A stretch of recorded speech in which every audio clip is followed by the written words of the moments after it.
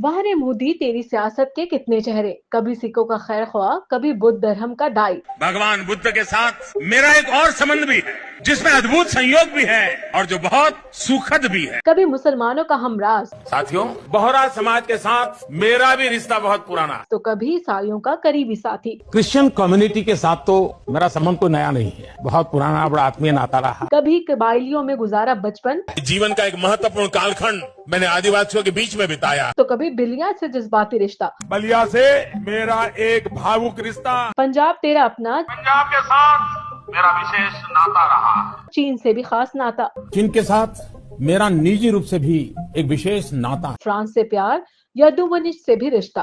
मेरा खुद का व्यक्तिगत रूप से फ्रांस के प्रति लगाव बहुत पुराना रहा है।